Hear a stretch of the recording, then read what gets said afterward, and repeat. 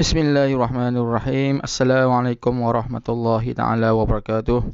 Bersama saya macam biasa Cikgu Suparman bidang Sirah untuk Pendidikan Islam tahun 2 tajuk Sesuci Hati Kekasih Allah. Macam biasa siapa malas saya rotan.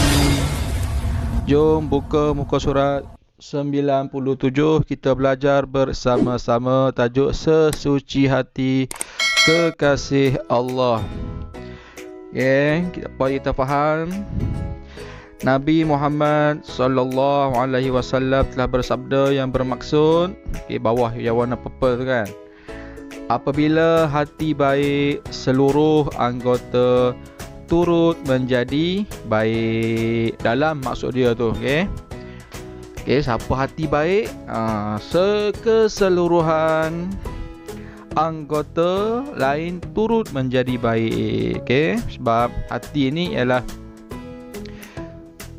satu tempat kita ikut. Kalau kita nak ikut detik hati kita ni nak ikut yang baik, kita akan jadi baik. Bila ikut hati nak jadi tak baik, kita akan jadi tidak baik. Itu maksud dia. Apabila hati baik, seluruh anggota turut menjadi baik. Faham ya murid-murid? Kita nak belajar hari ini tentang peristiwa Nabi dibedah oleh dua orang malaikat ketika Nabi masih kecil untuk menyucikan hati Nabi.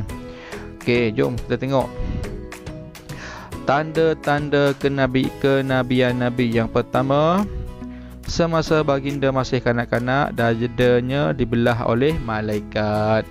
Malaikat apa? Malaikat Jibril. Ingat tu. Yang kedua, seorang pendeta Yahudi dapat mengenali bahawa baginda ialah Nabi akhir zaman. Sebab benda tu boleh tengok tanda-tanda yang jelas kelihatan pada Nabi Muhammad. Yang ketiga, awan sentiasa menaungi Nabi. Nabi pergi mana-mana, awan akan sentiasa menaungi Nabi. Jadi Nabi tidak panas. Sebab apa? Awan sentiasa menaungi Nabi. Nabi jalan ke, Nabi naik unta ke, awan sentiasa menaungi Nabi. Yang keempat, terdapat tanda kenabian di belakang Nabi. Tanda-tanda ini telah membuktikan kenabian Nabi Muhammad sallallahu alaihi wasallam. Murid ingat ni tanda-tanda kenabian Nabi. Dibedah oleh malaikat. Ingat tu, malaikat Jibril. Seterusnya, hati Nabi Muhammad disucikan. Tengok, Nabi dilahirkan di kota Mekah. Semasa kecil, baginda disusui oleh, ingat nama ni, Halimatus Sa'diyah, iaitu ibu susuan Nabi semasa berumur 4 tahun. Ketika baginda, iaitu Nabi, bermain dengan kanak-kanak lain, dua malaikat datang membawa Nabi ke suatu tempat. Malaikat membelah dada Nabi Muhammad, lalu membawa keluar segumpal darah, lalu berkata, "Inilah sasaran syaitan daripada kamu, Jibril."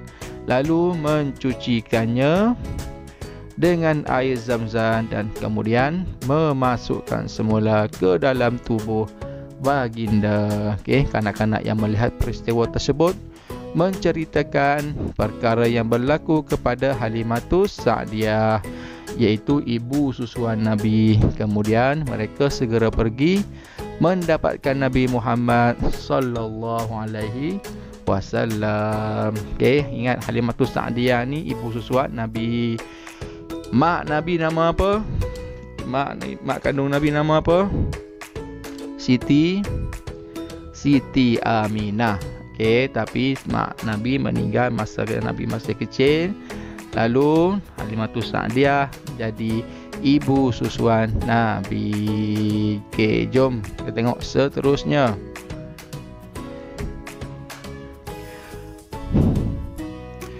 Kepentingan dan iktibar peristiwa pembedahan Nabi Muhammad sallallahu alaihi wasallam. Nabi diasuh di perkampungan Halimatus Sa'diyah, nama ibu susuan. Jibril datang, patuhi Tuhan, dada dibedah hati dibersihkan. Dibedah dada, isyarat kerasulan, terpelihara dosa kesilapan. Kerana wahyu akan diturunkan, hiasi diri dengan kebaikan. Sifat terpuji perlu hayati, datang dari hati yang suci. Sifat keji perlu dihindari, nescaya kita dihormati. Nabi Muhammad sangat berani, yakini Allah melindungi. Godaan syaitan sering hampiri, doa senjata benteng diri. Doa adalah senjata umat Islam. Kepentingan dan iktibar peristiwa pembedahan dada Nabi. Nabi dibelah dadanya pada umur 4 tahun. Ingat tu. Harap-harap murid faham apa yang kita belajar pada hari ini. Macam biasa, selesai murid-murid tengok video pembelajaran kali ini, pastikan murid siapkan latihan dalam Google Form yang akan diberi dalam grup kelas nanti. Macam biasa. Like, share dan subscribe. Hashtag kita jaga kita. Semoga bermanfaat untuk semua. Jumpa lagi. Assalamualaikum.